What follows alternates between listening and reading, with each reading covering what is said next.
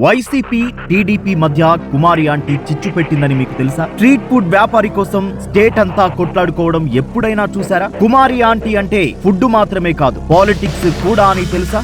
ఆమె చంద్రబాబును అంతగా ఎందుకు అభిమానించింది? ఇప్పుడెందుకు జగన్ ను అంతులేని అభిమానంతో చూస్తోంది? కుమారి ఆంటీ గతంలో వేసిన ఓటు ఏమైంది? ఇప్పుడు వేయబోయే ఓటు ఏం కాబోతుంది? కుమారి ఆంటీని చేరదీసిందెవరు? జగనా, చంద్రబాబా? ఇంతకీ వైసీపీ టీడీపీ మధ్య కుమారి ఆంటీ రేపిన చిచ్చు ఏంటో తెలియాలంటే ఈ వీడియోను చివరి వరకు చూడండి. కుమారి ఆంటీ పేరు ఇప్పుడు 2 తెలుగు రాష్ట్రాల్లో మారుమోగిపోతోంది. సోషల్ మీడియాలోనే కాదు, పొలిటికల్ సర్కిల్లోనూ ఆమె పేరును కావాల్సినంత వాడేసుకుంటున్నారు. ఆంధ్రాలో టీడీపీ, వైసీపీ పార్టీలైతే కొట్లాడుకుంటున్నాయనే చెప్పాలి. ఎందుకలా? ఆమెమీ పొలిటీషియన్ కాదు, సంపన్నురాలు కాదు, ఉన్నత స్థాయి ఉద్యోగి కాదు, జస్ట్ స్ట్రీట్ ఫుడ్ వ్యాపారి అంతే. కానీ సోషల్ మీడియా దయ వల్ల ఆమెకు స్టార్డమ్ వచ్చింది, ఆమెకు ఫాలోయింగ్ పెరిగింది. తాజాగా ట్రాఫిక్ జామ్ సమస్యలు తలెత్తుతున్నాయనే కారణంతో కుమారి ఆంటీ ఫుడ్ స్టాల్ ను తొలగించిన పోలీసులను, ప్రభుత్వాన్ని సోషల్ మీడియాలో కడిగి పారేశారు నెటిజన్లు. దాంతో ఏకంగా తెలంగాణ సీఎం స్పందించాడు. ఒక్క రోజులోనే తన ఫుడ్ స్టాల్ ను కొనసాగించేందుకు అనుమతి వచ్చింది. ప్రజాపాలన అంటే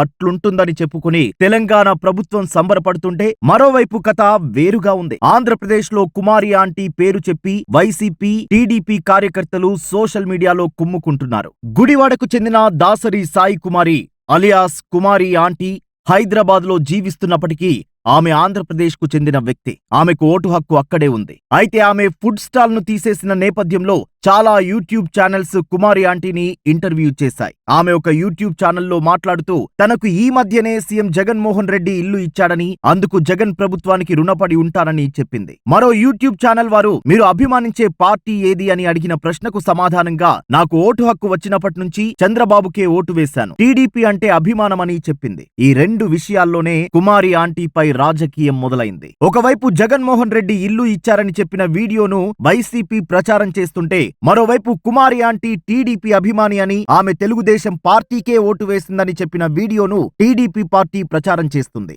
ఇరు పార్టీలు పోటాపోటీగా కుమారి ఆంటీ చెప్పిన అనుకూల విషయాలతో రాజకీయ ప్రచారాలు చేసుకోవడం విశేషం. ఈ ప్రచారాలు ఇంకెంత దూరం వెళ్తాయో చూడాల్సి ఉంది. ఏదేమైనా కుమారి ఆంటీ అభిమానంతో టీడీపీకి ఓటేసింది, బాధ్యతతో వైసీపీ ప్రభుత్వ పథకాన్ని ఇచ్చింది. కానీ టీడీపీ పార్టీ పైన కుమారి ఆంటీ మనసులో ఉన్న అభిమానాన్ని మాత్రం ఎవరూ తొలగించలేరు కదా. ఇక ముందు సోషల్ మీడియా స్టార్ కుమారి ఆంటీ కాస్త టీడీపీకి ఒక స్టార్ క్యాంపైనర్ అయినా ఆశ్చర్యం లేదు. ఈ వీడియో మీకు నచ్చినట్లయితే లైక్ చేయండి, షేర్ చేయండి, మా ఛానల్ ను సబ్స్క్రైబ్ చేసుకోండి.